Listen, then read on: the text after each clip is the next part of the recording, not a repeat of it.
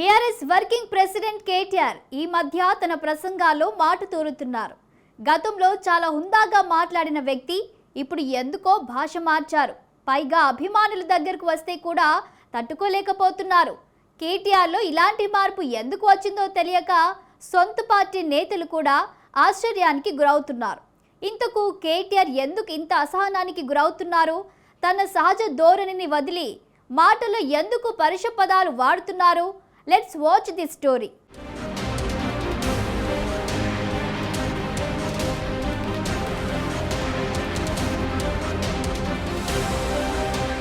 BRS ప్రస్తుత పరిస్థితి ఏంటి? ఆ పార్టీని కేటీఆర్ నడిపిస్తున్నాడా? కల్వకుంట్ల కవిత పార్టీని ఓవర్టేక్ చేయాలని ప్లాన్ చేసిందా? అంటే ఇలాంటి అనుమానాలన్నీ గులాబీ పార్టీలో ప్రశ్నలుగానే ఉన్నాయి. నిన్న మొన్నటి వరకు బీఆర్ఎస్ అనబడే భారత రాష్ట్ర సమితి ఒక గొడుగు నీడలో ఉండేది. నిజం చెప్పాలంటే కేసీఆర్ కనుసన్నల్లోనే పార్టీ మొత్తం నడిచేది. అయితే కేసీఆర్ వెనుకకు తగ్గడంతో పార్టీ పరిస్థితిని మొత్తం వర్కింగ్ ప్రెసిడెంట్ కేటీఆర్ చేతిలోకి పోయింది. ఆ పార్టీలో ఏం జరుగుతుందో బయట పెట్టకపోయినప్పటికీ నేతలు వేస్తున్న అడుగులు, మాట్లాడుతున్న మాటలు పార్టీలో పరిస్థితిని బయటకు తెలిసిపోతున్నాయి. ఒకప్పుడు పకడ్బందీగా, సమర్థవంతంగా, క్రమశిక్షణయుతంగా కనిపించిన బీఆర్ఎస్ ఇప్పుడు ఎవరికి వారే యవన తీరే అన్నట్టుగా మారింది.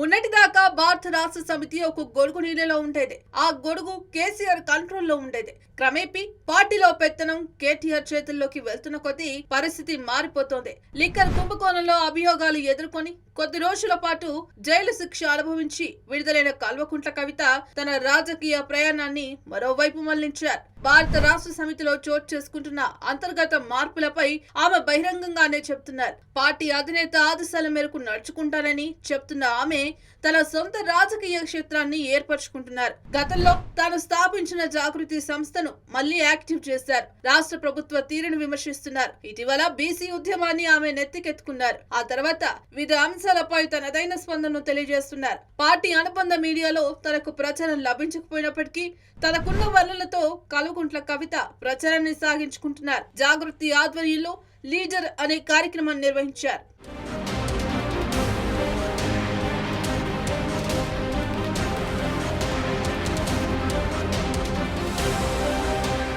కవిత రూపంలో కేటీఆర్ కు ఇంటి పోరు ప్రారంభం కావడంతో కేటీఆర్ తీవ్రంగా ఫ్రస్ట్రేట్ అవుతున్నారు. రేవంత్ రెడ్డి కాంగ్రెస్ పార్టీని లక్ష్యంగా చేసుకుని మాట్లాడే సమయంలో మాటలు జారుతున్నారు. కేటీఆర్ రాజకీయాల్లోకి వచ్చిన దగ్గర నుంచి మంచి మాటకారిగా గుర్తింపు తెచ్చుకున్నారు. తన మాటలతో ఎదుటివారిని ఆకట్టుకోవడంలో కేటీఆర్ దిట్ట. అయితే ఇటీవల కేటీఆర్ మాట తీరు చూస్తే ఎక్కడో గాడి తప్పినట్లే కనబడుతుంది. కార్యకర్తల్లో ఉత్సాహం నింపడానికి అలా మాట్లాడుతున్నారో, లేదంటే కవిత రూపంలో తనకు పోటీ ఎదురవుతుండడంతో తానెక్కడ వెనుకబడిపోతాడేమోనే ఆందోళనలో అలా మాట్లాడుతున్నారేమో అనే ఆందోళన కూడా ఉంది. అన్నా చెల్లెల్లో వేరువేరుగా కార్యక్రమం నిర్వహించడంతో పార్టీలో సాగుతున్న అంతర్గత పోరును బయటపెట్టిందని విశ్లేషకులు అంటున్నారు. బీఆర్ఎస్ పార్టీని టేక్ ఓవర్ చేయాలని గతంలో కవిత ప్రయత్నాలు చేసినట్లు వార్తలు వచ్చాయి. దీంతో కల్వకుంట్ల కవితను కేసీఆర్ కుటుంబం దూరం పెట్టిందని వార్తలు వస్తున్నాయి. ఇటీవల పరిణామాలు కూడా వాటికి బలం చేకూరుస్తున్నాయి.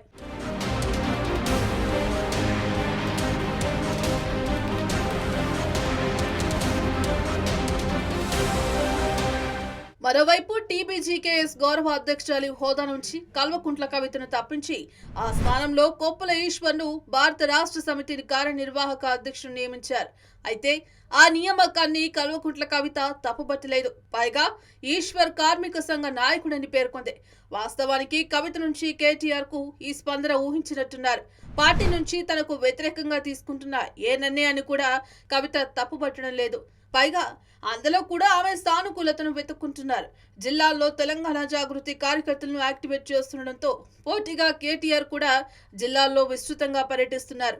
తనకు చెల్లి ద్వారా ఎదురవుతున్న పోటీకి జిల్లా పర్యటనల ద్వారా సమాధానం ఇస్తున్నారనే టాక్ వినిపిస్తోంది. ఈ క్రమంలోనే కేటీఆర్ భాష మారి మాటలు అదుపు తప్పుతున్నాయనే టాక్ వినిపిస్తోంది.